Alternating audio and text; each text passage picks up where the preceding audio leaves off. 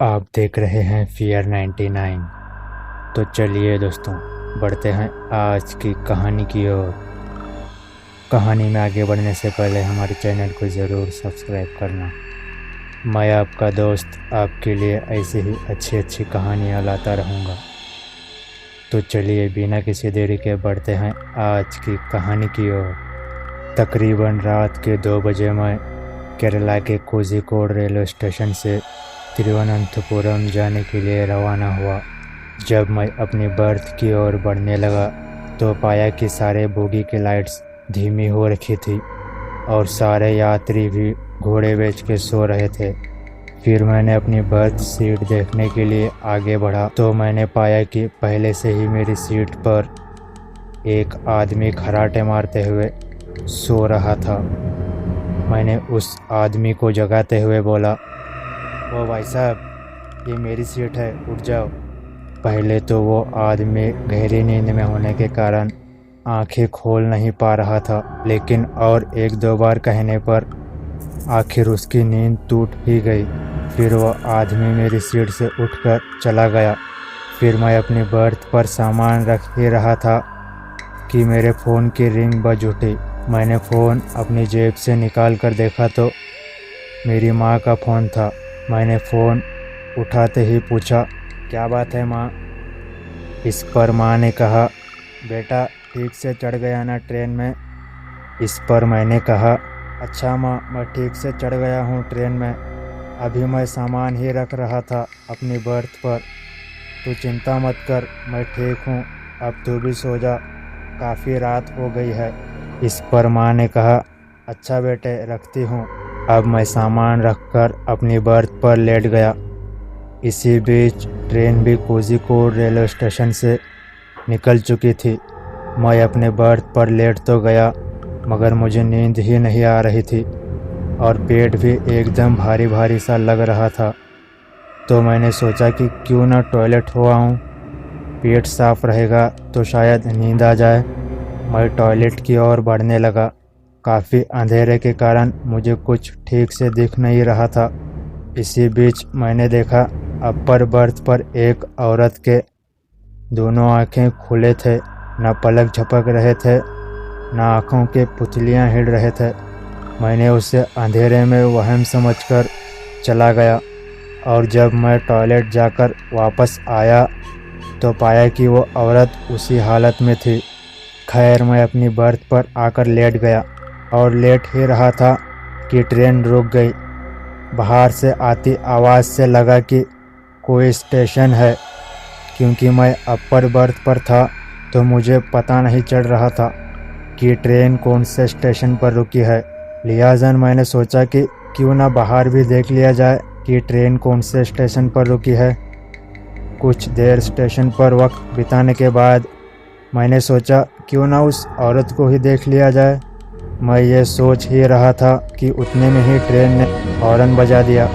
तो मैं वापस आकर अपने बर्थ पर बैठ गया और अब मेरी आंखें भी भारी होने लगी थी। तो मैं लेट गया, जिस वजह से कब मेरी आंख लग गई मुझे पता भी नहीं चला।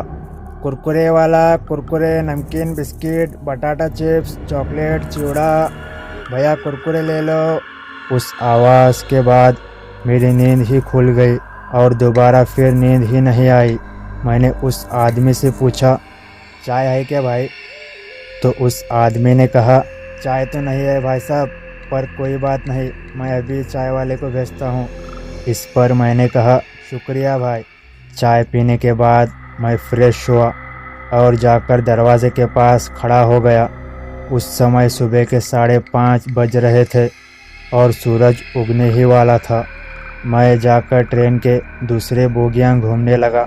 इस बोगी से उस बोगी, उस बोगी से इस बोगी, ऐसा करके थोड़ा चहलकदमी कर लेता। खैर, जैसे तैसे दिन तो बीत गया, मगर जब शाम हुई तो मुझे फिर से मौका मिला। इस बोगी से उस बोगी, उस बोगी से इस बोगी, और उस दौरान मैंने देखा कि वो औरत उसी हालत में थी, टस से मस नहीं हुई। उसकी आंखें खुले के खुले ही थे। मैं उसके पास जाकर देखने ही वाला था, पर हिम्मत नहीं कर पा रहा था। मैं फौरन वहां से भाग आया। और अपनी बर्थ पर लेट गया, लेकिन मुझे नींद नहीं आ रही थी। मैं फिर से उठ गया और ट्रेन के दरवाजे पर खड़ा हो गया। जब ट्रेन कोचीन जंक्शन पर जाकर रुकी, फिर मैंने वहां से अपने लिए एक पानी की बोतल ले लिया और थोड़ा नाश्ता कर लिया ताकि पेट भरा रहे और रात अच्छे से कट जाए। मैं जाकर अपने बर्थ पर लेट गया। लेटते ही मुझे पेट काफ़ी भरा होने के कारण नींद लग गई। अचानक मैं नींद से जाग गया। जब टाइम देखा तो रात के 3 बज रहे थे और ट्रेन एक जगह फिर से रुकी, पर इस बार वो घने जंगल के बीच रुकी। मैं अपनी बर्थ से उठकर ये देखने के लिए ट्रेन से उतरा कि ट्रेन जंगल के बीच क्यों रुकी है। मैं थोड़ा आगे बढ़ा तो देखा कि एक रेलवे कर्मचारी पटरियों के पास खड़ा था। मैं फौरन उसके पास गया और पूछा, भाई साहब, ये ट्रेन जंगल के बीच क्यों रुकी है? तो उसने कहा, भाई आगे से ट्रेन क्रॉसिंग है इसलिए रुकी है। इस पर मैंने कहा, अच्छा ठीक है। इतना कहकर मैं जाकर ट्रेन के दरवाजे पर खड़ा हो गया और बाहर की ओर देखने लगा। तभी मेरी नज़र पेड़ की टहनी पर पड़ी। जब उस ओर ध्यान से देखने पर मुझे पता चला सफ़ेद गाउन पहने एक औरत है। न जाने क्यों मुझे वो औरत हूबहू वो औरत जैसी नज़र आ रही थी जो मेरे बोगी में थी। आंखें खुली हुई थी। मैं फ़ौरन वहाँ से भागता हुआ उस बर्थ की ओर बढ़ा तो पाया कि वो औरत वहाँ नहीं थी। मैंने पूरा बोगी छान मारा पर वो औरत कहीं नज़र नहीं आई। मैंने फिर दौड़ते हुए जाकर उस पेड़ की ओर देखने लगा, पर इस बार मैंने बहुत ध्यान से देखा तो सच में वही औरत थी वहाँ पे। अभी भी उसकी आंखें खुली की खुली ही थी और उसका चेहरा पूरा सफ़ेद था। न जाने क्यों मेरी नज़र उससे हट नहीं रही थी। मैं बस घूरे जा रहा था और उसे देखे जा रहा था। वो औरत मुझे अपनी ओर आने का इशारा करने लगी। मैंने उसे हाथ हिलाते हुए नहीं आऊँगा ऐसा इशारा किया ही था कि वो औरत बिल्कुल मेरे सामने ही आकर खड़ी हो गई, जिससे मैं तुरंत बोगी के अंदर जाकर चिल्लाते हुए गिर पड़ा, जिससे बोगी के सारे यात्री अपनी बर्थ से उठ गए। और एक आदमी ने मुझसे कहा, क्या हुआ, क्यों गिर पड़ा? मैं अभी भी घबराया हुआ था और उस बर्थ की ओर इशारा कर रहा था और पेड़ की ओर करते हुए बोला, इधर जो औरत थी वो वहाँ है।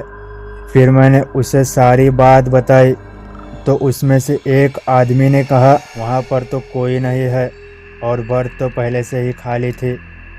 ये तुम्हारा भ्रम है, कुछ नहीं। और तुम्हें बिना ये जाने कि कौन है अकेले ऐसे जंगल में नहीं देखना चाहिए। जाओ, बिना बाहर झांके और घबराए अपनी बर्थ पर जाओ।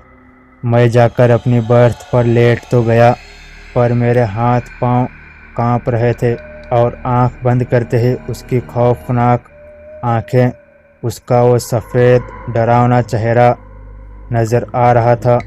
खैर, किसी तरह मैंने अपनी आंखें बंद की कि मुझे लगा कि कोई मेरे आँखों में लंबे लंबे नाखून से खुरेद रहा है। मैंने तुरंत अपनी आंखें खोली तो मैंने देखा वो औरत नहीं थी, पर मेरा शरीर भारी लग रहा था और मैं हिल भी नहीं पा रहा था। जैसे तैसे मैंने अपनी सीट से उठकर भागा। मेरी घबराहट इस कदर थी कि बोगी के सारे लोग नींद से जाग गए। फिर एक फकीर बाबा ने मेरे सर पर हाथ रखते हुए बोला, देखो घबराओ मत, कुछ नहीं होगा। वो कुछ पढ़ते हुए मेरे चेहरे पर फूंक मारी। तब से मुझे बहुत सुकून मिला और वो औरत भी नहीं दिखाई दी। मैं सही सलामत तिरुवनंतपुरम पहुंच गया। तो दोस्तों, ये थी आज की कहानी। कहानी अच्छी लगी तो मेरे चैनल को सब्सक्राइब करना और बेल आइकन को प्रेस करना। तो चलिए दोस्तों, मैं आपका दोस्त आपके लिए ऐसी ही एक नई कहानी लेकर फिर मिलूँगा। तब तक के लिए goodbye and take care.